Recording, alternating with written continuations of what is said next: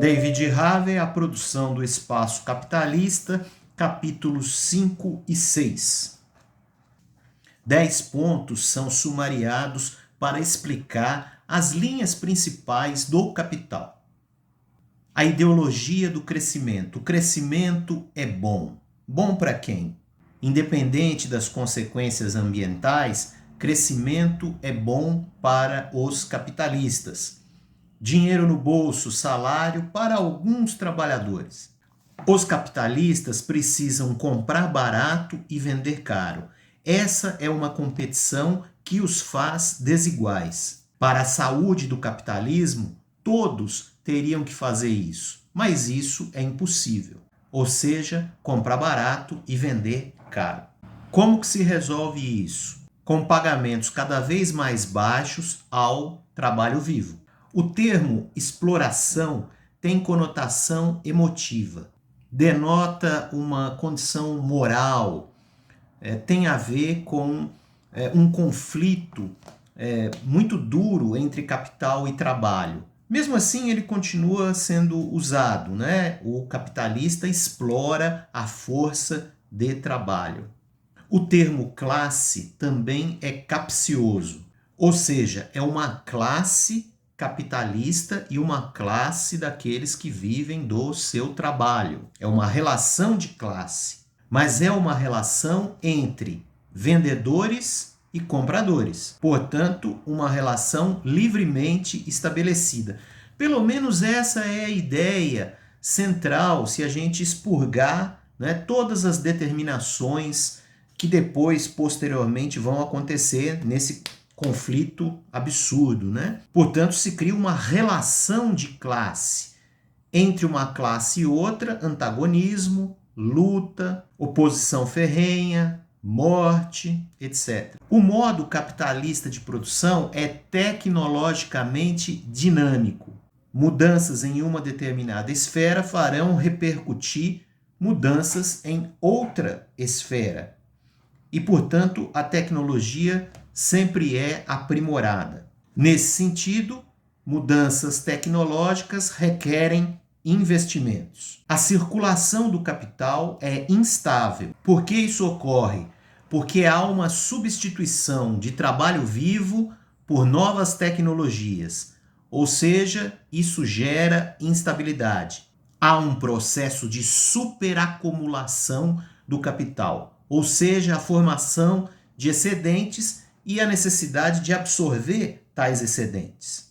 Os excedentes que não são absorvidos são desvalorizados. Podem ser desvalorizados como moeda, como mercadoria ou como instalações. Diante desses 10 pontos, como absorver os excedentes? Excedentes de capital e de força de trabalho, por meio de 2 movimentos: deslocamento temporal e deslocamento espacial.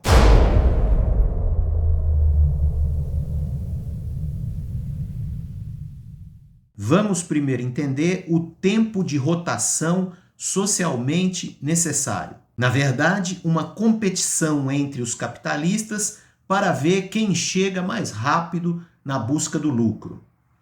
Então, se eu construo alguma ideia, alguma mercadoria e vou vendê-la, né, quanto mais rápido essa mercadoria for vendida e eu fizer essa rotação, produção, distribuição, consumo, etc., mais rápido eu chego ao lucro.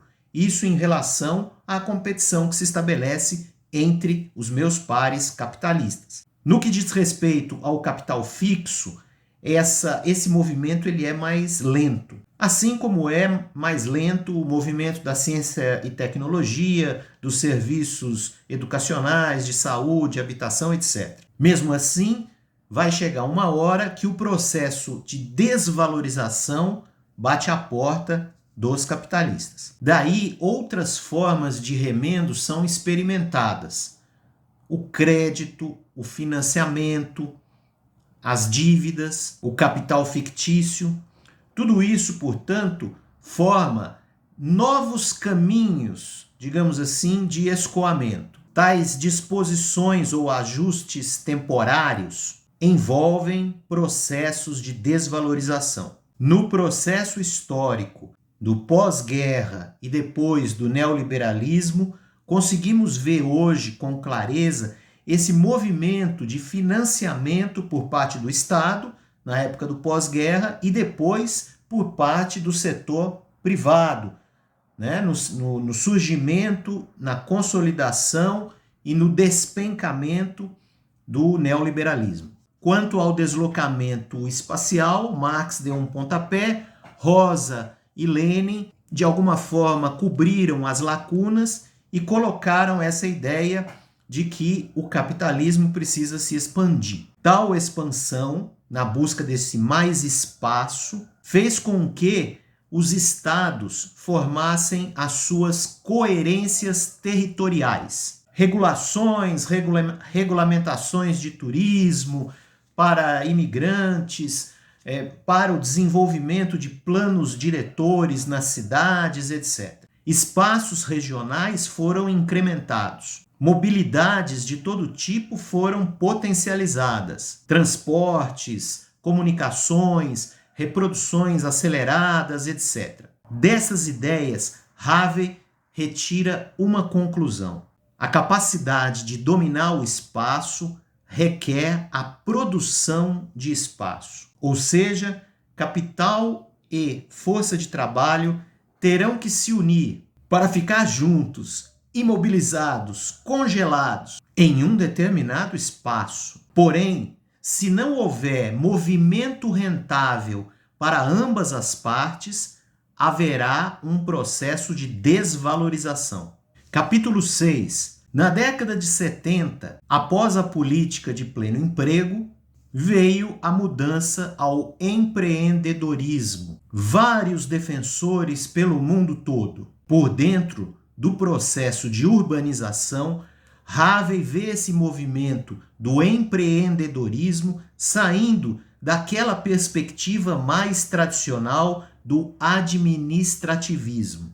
Os moradores também tinham aspirações empreendedoras e o lugar da cidade passou a ser aquele que vai receber os recursos, porque o lugar passa a ser valorizado pelos próprios moradores. Então, expectativas dos moradores levaram, portanto, os empreendedores, aqueles que têm mais dinheiro, a fazer os investimentos, assim como as parcerias público-privadas. Isso redundou na construção de centros culturais, shopping centers, né, espaços de moradia, né, e de urbanização de uma forma geral, ruas, praças, de tal forma a absorver todos os excedentes de capital. Em linguagem simples, a valorização dos imóveis e das coisas que as pessoas compram para colocar dentro das casas. Nesse sentido, o lugar da cidade